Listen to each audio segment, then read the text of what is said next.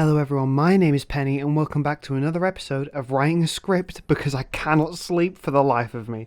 If you've ever wondered how most of these videos get made, this is it. I find I lay down, get comfy, and then I have an idea which I then immediately have to get up and scribble down because I know my ADHD riddled self will definitely forget. And what's that called? That's called working with yourself, which is something that through sheer trial, error, and self-deprecation, I've learned to do over the years. I know people often joke about it, so it may not seem clear, but I'm officially diagnosed with ADHD.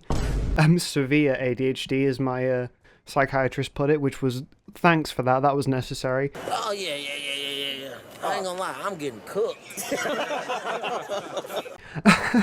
And I'm also unmedicated, which I think if you watch some of my edits makes complete sense, because why did I spend 30 minutes keyframing DJ Khaled looking at food, but instead it was thigh highs, implying DJ Khaled was actually a femboy? Can we get a DJ Khaled femboy edit real quick? Oh god, what have I created? Anyway, if you don't believe me, take the last 20 seconds as proof. Neurodivergence is discussed a lot on this platform and on all social medias, to be honest, which is great because it means we have more visibility, which is leading to greater rates of diagnosis, which should lead to better care, hypothetically. But where the problem arises is that the two types of content around neurodivergence seem to be either actual helpful content that increases the visibility of neurodivergence, or complete shitpost memes that, while funny, definitely don't help us. And then you have Darius. This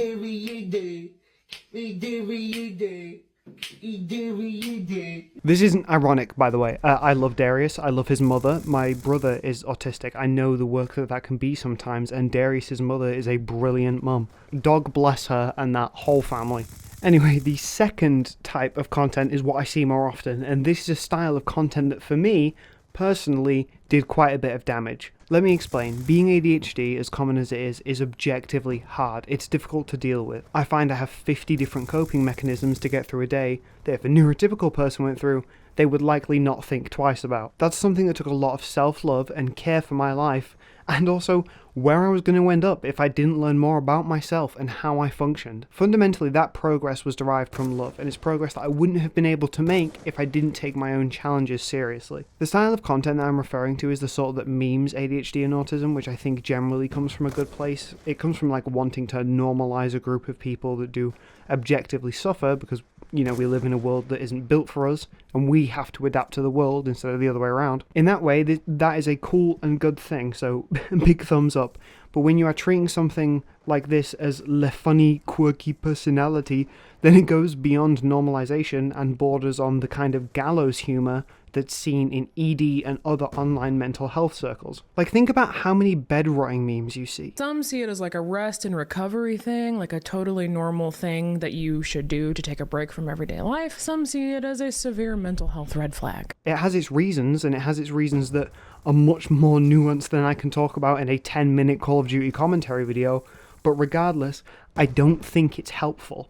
For clarity, I'm not saying neurodivergence or any other topic cannot be joked about. As you all know, I'm trans, and if you've ever been on a trans space online, you know that we're all for it. Go to eggirl or r/trans. It's just us making fun of ourselves. Estrogen in this male-assigned body?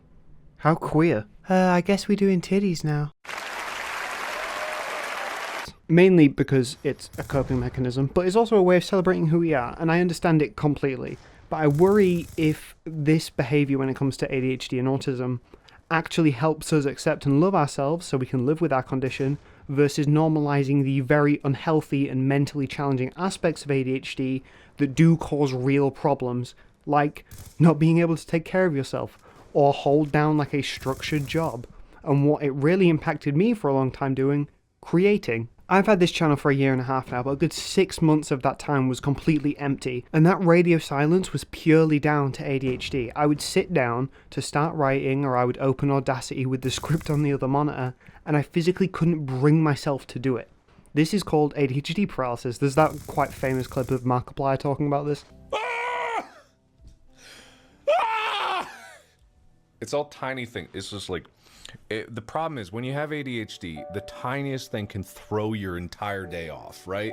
because like I have a lot of methods by which I get my day organized and I get my day done and I get everything in order. But whenever something like a wrench gets thrown into the plans, it's not chaos. I get it. It's totally small and innocuous. But like just when I get something thrown in the mix that's as stupid as a leg cramping up, it's suddenly my whole day is thrown off. And it sucks. It just sucks. I don't know what you want me to say. And the main reason it sucks isn't the sitting there for hours and going to bed knowing you didn't do the one thing that you wanted to do, which, yes, that's objectively terrible, but it's also the guilt of it.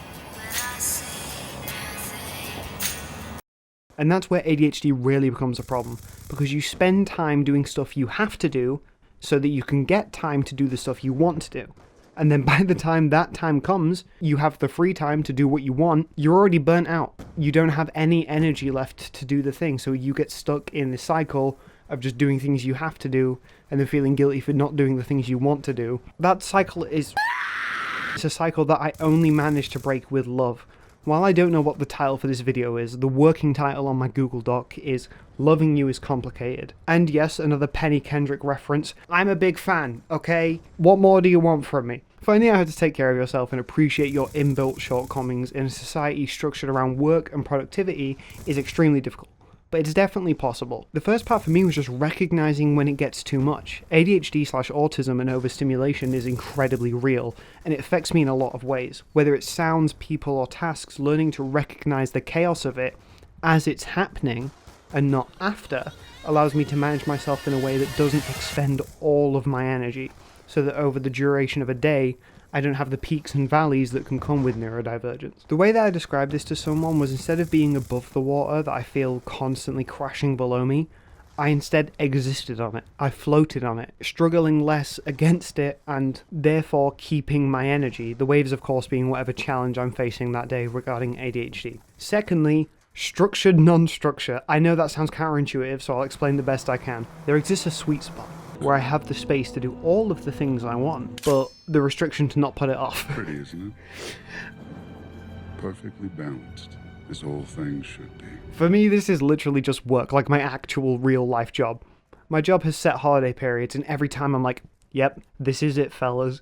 This is the time I'm gonna get so much done. I have like an extra 40 hours a week. You hear me? Hit the rollie stove with the rollie on. What was our getaway car? Jag portfolio. You hear me? Hey, I heard I had some sneak dishers. Whoever feeling hot, that AR got a heat sensor. And then I reinstall Skyrim and lose 2 weeks in the blink of an eye, and that's called having too much freedom. So I have to have some level of a deadline. But on the other hand, if I have a schedule where I have nothing on there that I genuinely really want to do, then I will burn out and fast.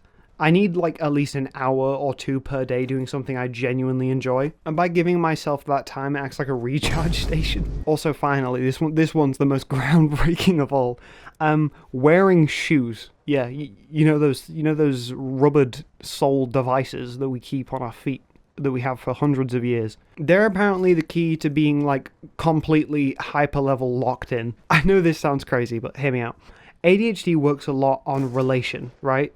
This is where the stereotypical so-called disjointed nature of it comes from. You can say a sentence, and a word in that sentence will remind me of something. And then I will have another thought based off that something that you reminded me of. So while to you, I just made a very seemingly disconnected jump, it's internally more so hyper-connected. Like you could say hot ones, and then that would remind me of cold ones, which would remind me of that episode where Keemstar came on, so like Max didn't want to feature. So then he had the bit at the start where he's like, hey bro, I'm just looking at Aid Car. Aid Car. No, you probably never heard of it. Aid Car. Top and bottom. Okay. And then you'll say hot ones, and then I'll be like, Aid Car, and you'll be like, what the fuck is wrong with you? Because of this hyper connection, I find clothes, scents, and environments play a key part in me being able to work or focus in a way that I want to. If I stay in my pajamas or even just like gym clothes too long, my ability to function will be genuinely diminished, because in my head, this outfit is related to one specific action or thing. So sort of by flipping this on its head, if I have one outfit or one candle for when I'm doing a certain task, then it's easier to switch my brain into that mode. As simple as the 3 things are that I just listed, you know, like discovering shoes, they took a long time for me to realize, and only by giving myself that space to understand myself and the love to listen to myself even when I was deeply frustrated and guilt-ridden with my shortcomings, that's what allowed me to progress. So yes, loving you is complicated, but it's always paid off. My name is Penny. Pull over if you get tired, call me back, and bye. Even my strong points couldn't survive if I didn't learn to love myself, forgive myself 100 times.